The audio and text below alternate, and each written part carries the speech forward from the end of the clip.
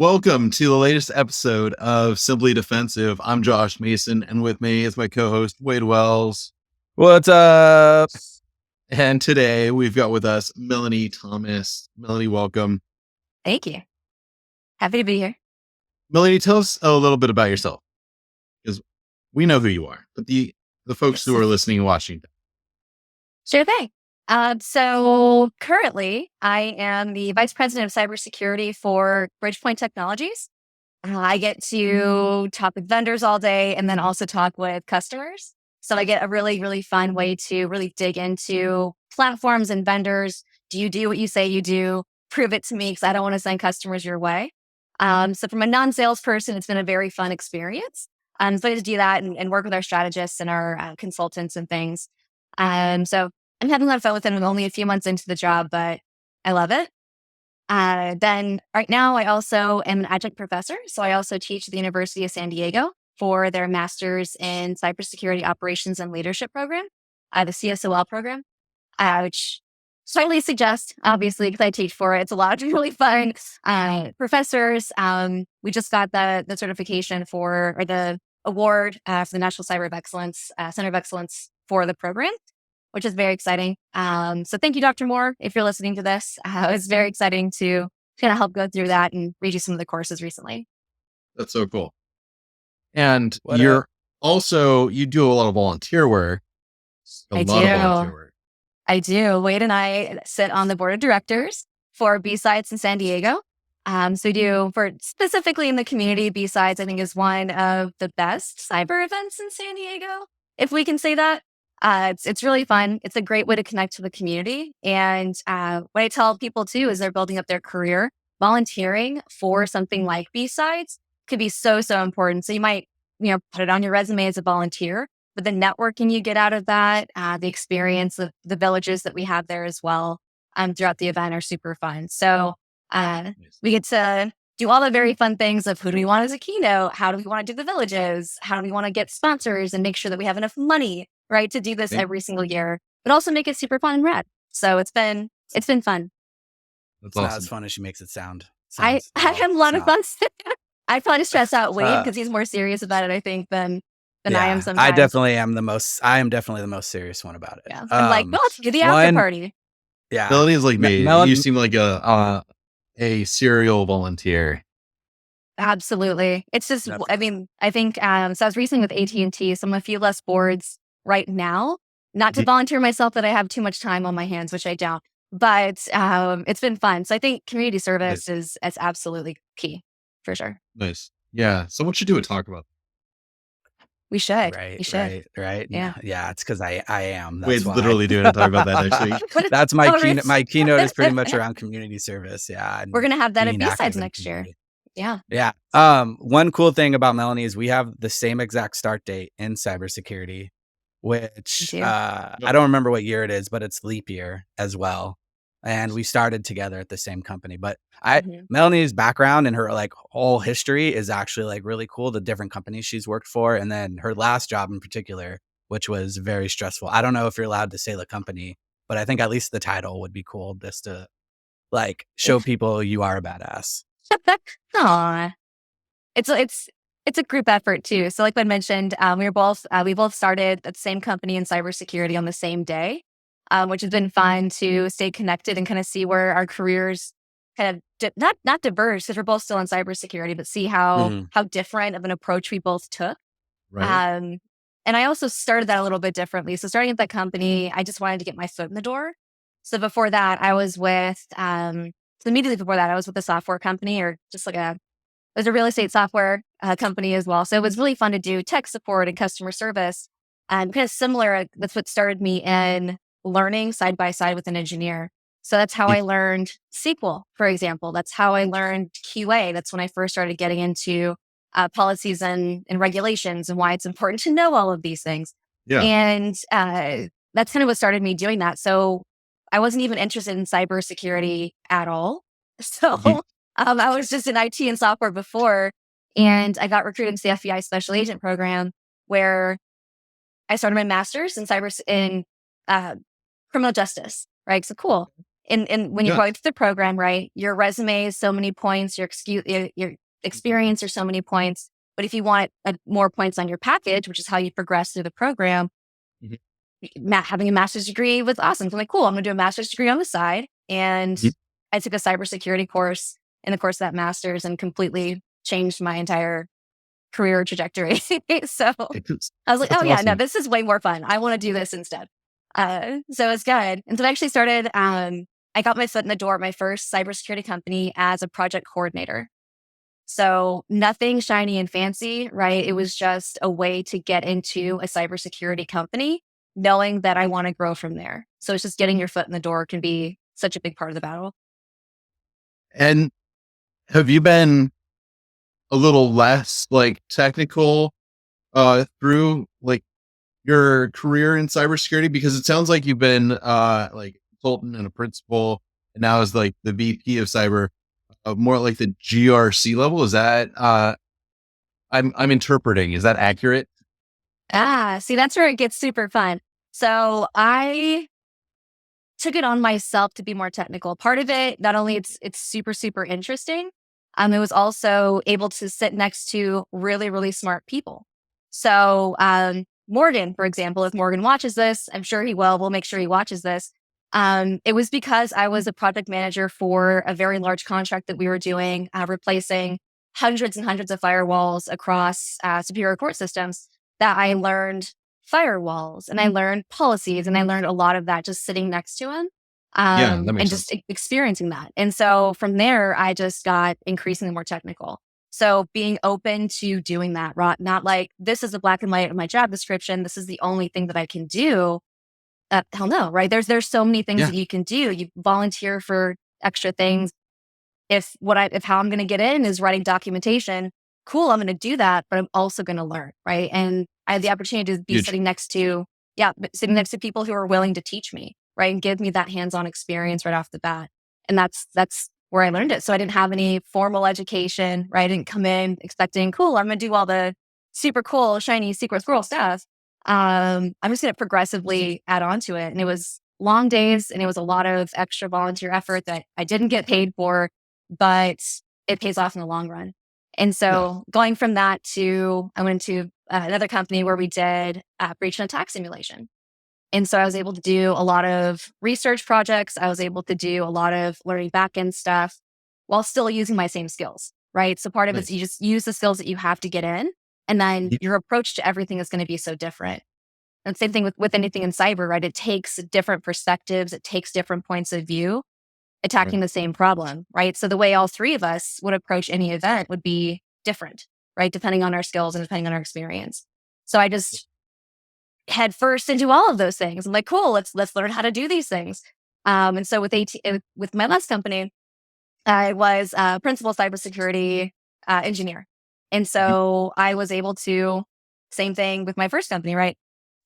Work alongside the SOC. And at this point, I'd had more experience. And I'm not a shy person. So instead of volunteering to be like, hey, what if we did it this way? What if we did it that way? Doing some trainings, offering different perspectives, and not being afraid to fail, right? Not being afraid for someone to say, that's not how I would do it.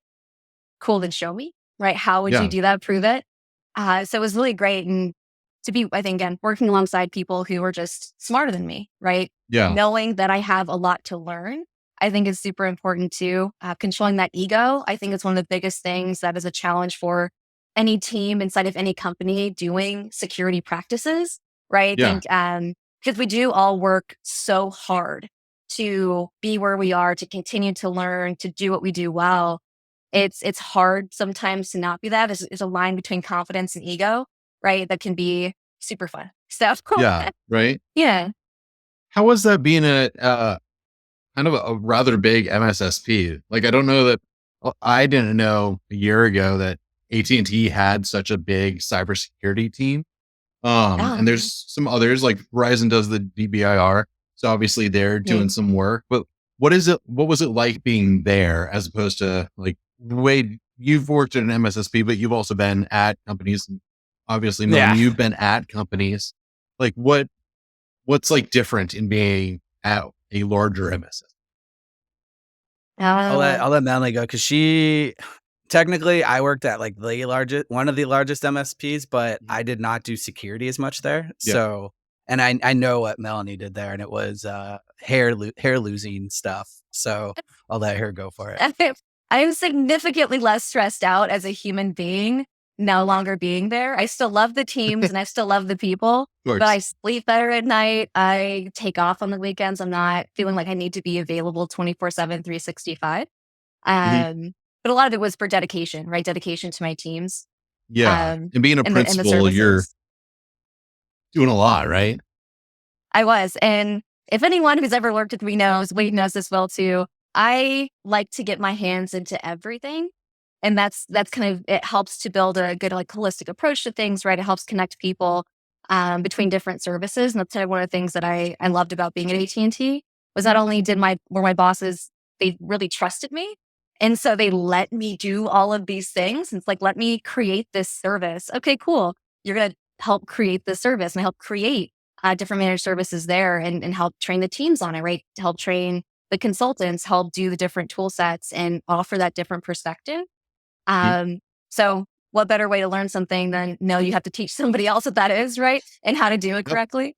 But also it's the core of a lot of what we do. And I say I think collectively, a lot of us have the same idea. Same thing with our love for nonprofits, right? We really care about doing things well and protecting those who can't protect themselves, right? So it matters whenever you're an ethical security professional, right? To really care about doing it the right way. So working with different customers, experiencing different things internationally too. So global customers have a different kind of approach than, a mom and pop in the US is different than a financial firm in the UK, than, someone else maybe in Australia. And so having that breadth of perspective was also very interesting. Budgets are budgets, tools are tools, but how they implement that and the why is also super important.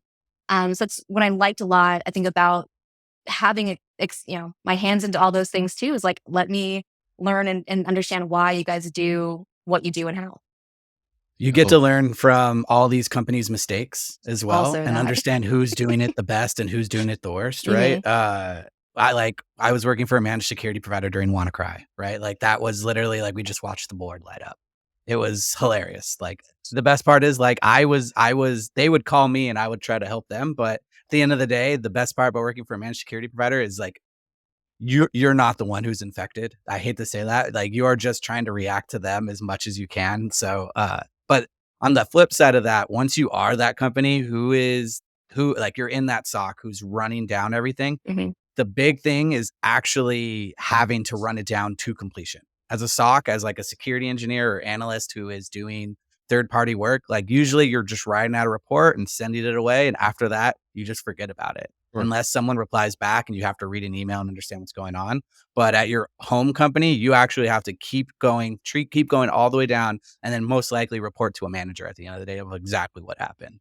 I think that was the biggest take home. And then having to understand the ins and outs of the company, where very much when you're a managed security provider, you just send that email and you don't care who it goes to. You did your job and it's fire and forget. That was actually one of the really nice things about working for an MSP is just the fire and forget alert stuff. Oh, see, that's where I struggle. Like, no, my customers are going to be my best friends and they're going to trust me. And then we're going to have all these also very fun conversations and do that extra follow up. But I was also different. So I wasn't on the SOC side. So our SOC teams, right, when you're with an MSSP, just like we mentioned, you're dealing with a lot and you're trying to see, what are they going to capture? So it's also shared responsibility. And I think we talked about this a lot. Recently I think everybody mentioned this during the CrowdStrike very funness a few months ago, right? It's shared responsibility. So your SOC can really only do so much as a third party. Well, any MSP or MSSP can only do so much, right? Unless you give them free reign. And then I would have a lot of questions on why you'd want to give any third party free reign to everything.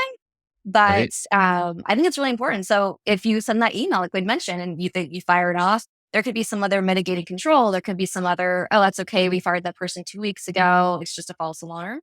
Having that feedback back to the provider is still important. But sometimes they'll just like, nah, I don't care. And they just let it go. And like that feedback loop does not happen at probably like 90% of companies that MSPs work for. And that I think is like the biggest thing of why most MSPs like are looked down upon is because like when you have a red team, right? And it's going through and your MSP doesn't catch it and you just don't tell them. And then at the very end, you go, hey, you guys didn't catch this. What the F? Right? Like you should be working with them, be like, hey, what logs are you missing because you didn't catch this? Or at least like if usually in those types of breach, right? Like after you catch someone, you assume purple team, that type of thing. Well, you're gonna want to bring the MSP in on that. So then they make sure that they do have the logs and that you improve together. A lot of the times the communication breakdown is just there's nothing there. And I will admit, I think that is mostly due to people buying MSPs as more of a checkbox than anything else.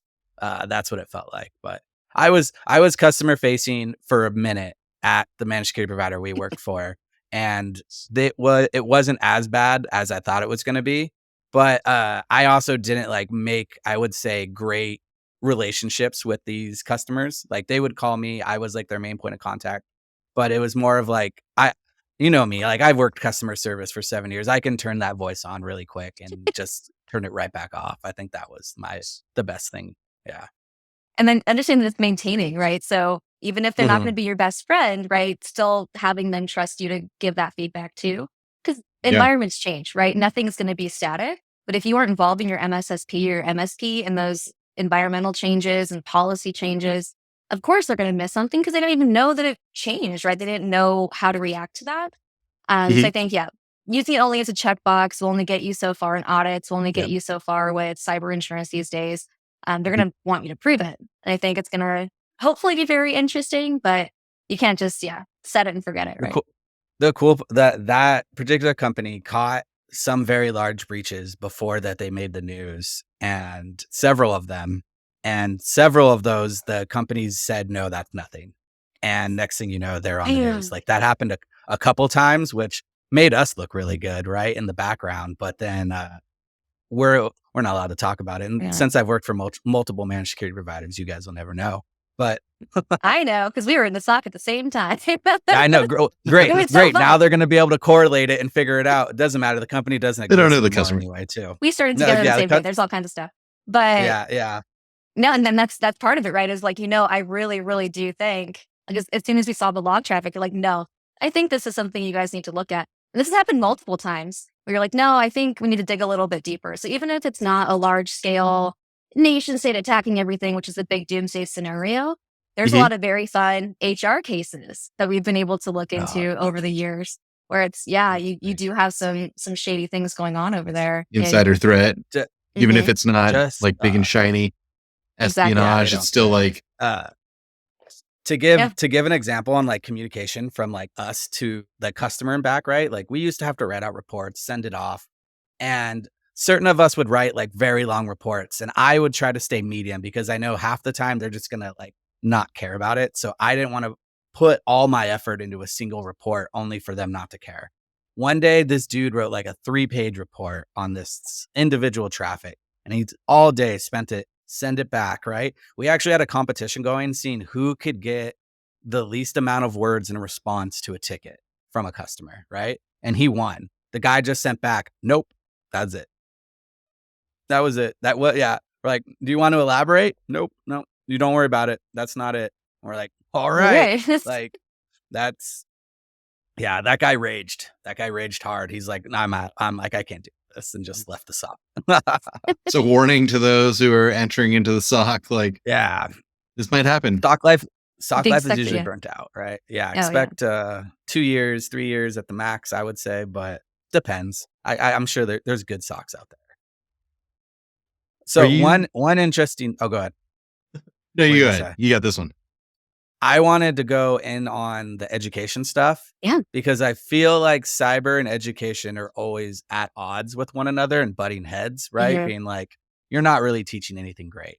Like at the end of the day, a college degree is just an HR checkbox. What do you say to that, especially with as someone with a cyber master's? I do have a master's, right? And it was for the checkbox. That was it was also much cheaper than Melanie's program. I know I have friends who have gone to Melanie's program, and I looked at it. I went a different route due to money. Interesting. I've been paying off student loans for the rest of my life, and I've just like kind of come to terms with that. But because I want to start my cyber law degree. I want to start it this year. I'm going to start next year. So I'm just going to keep adding to that, and we'll just see what happens. But no, I think it's very much at odds. And I think if you don't have to go into the debt right now, don't.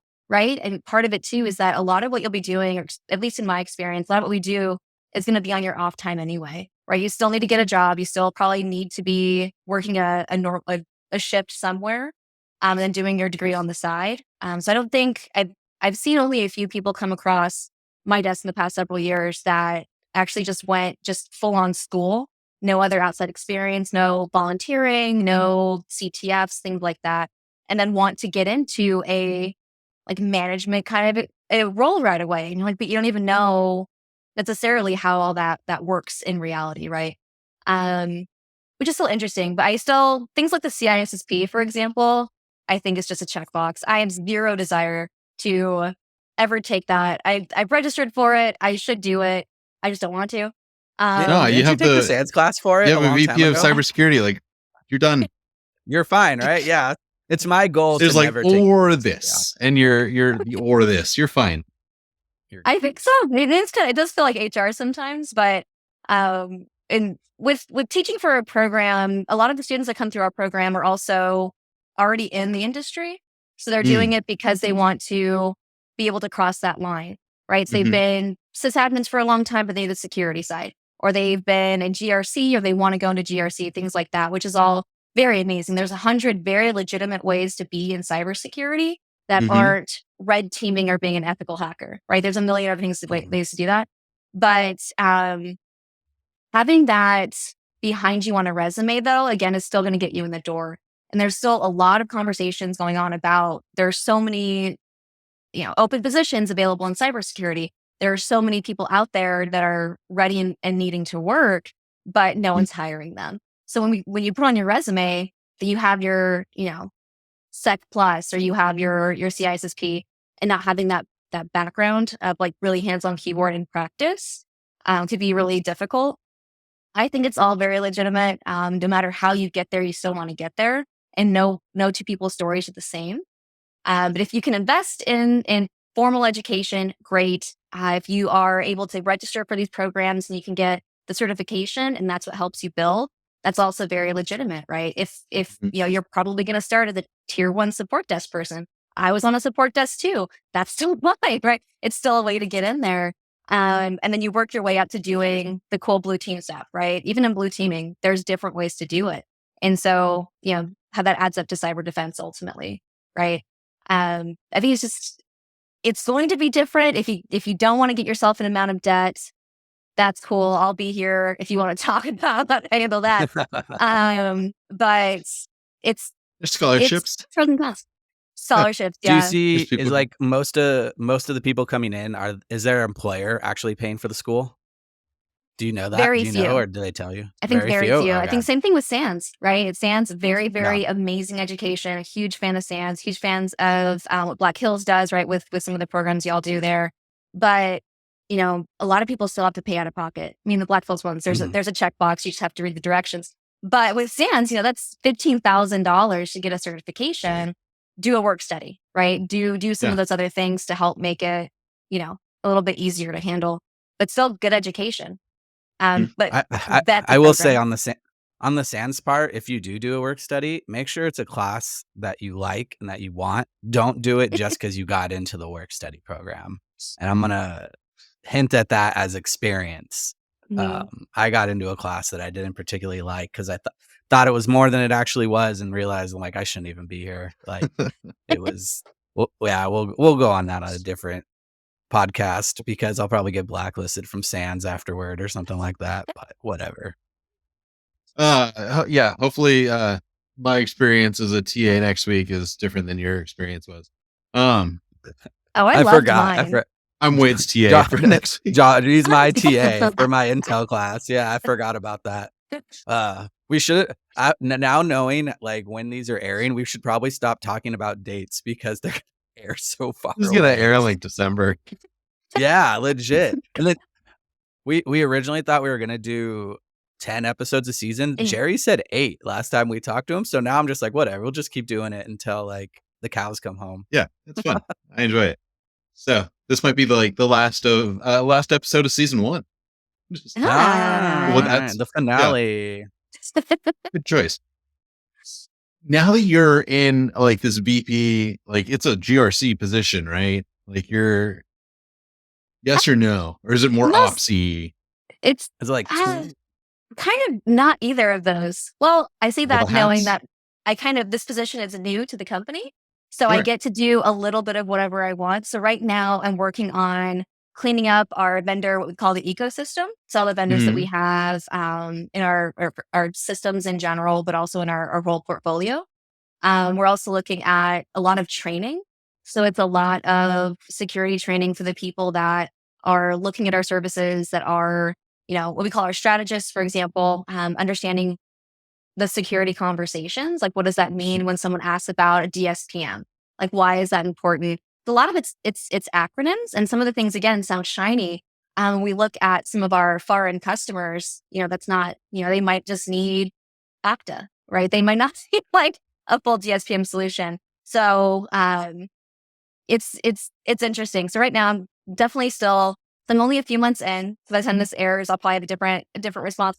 But it's been it's less GRC for the company itself than actually just kind of doing a lot of homework, a lot of conferences, a lot of meeting with partners or investors, for example. I met with them as well. Kind of just understanding the business and how we can grow it so that by 2025, it'll be a whole different thing. So I'm actually in the middle of creating what we call the Bridgepoint security framework. So I get to create how we approach security for the company in general by our own framework. So That's awesome. I'm stoked. Yeah. That's really cool. Do you have any conferences you have planned, at least in the future? I feel like conferences are going to slow down a little bit after October, but I There's think one so. in March, Yeah. but It's a really good one in March. That's a good plug. I have a couple in October, and then we have our big summit for our company in November, where all of our people get together in Palm Springs. So I'll be doing a panel and a breakout for that one as well. November in Palm Springs, that'll be nice. It's really nice. Yeah. I Before love it. gets It's like the cold. perfect time to not, sweat and be gross the whole time. It's a long drive. It's a long drive. It's a little bit of a long drive. Yeah. It's just long enough. You're like, oh, that's long. Like if it was like a little bit closer and then there's nothing out there, it's desert. Right. Yeah. That's the whole point. Yeah. Our teams are really fun. So I wouldn't want to leave anyway. I love our people. That's awesome.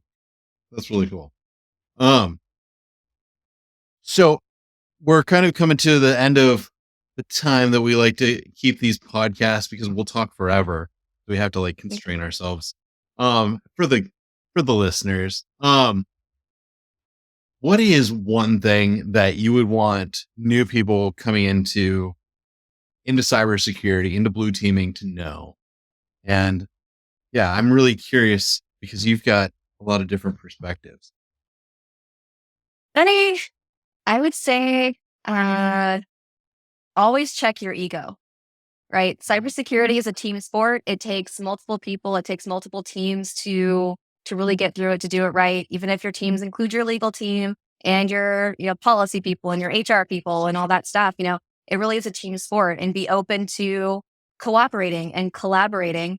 I've seen a lot of teams go the opposite direction and keep everything super close and want to be the masters of their realm.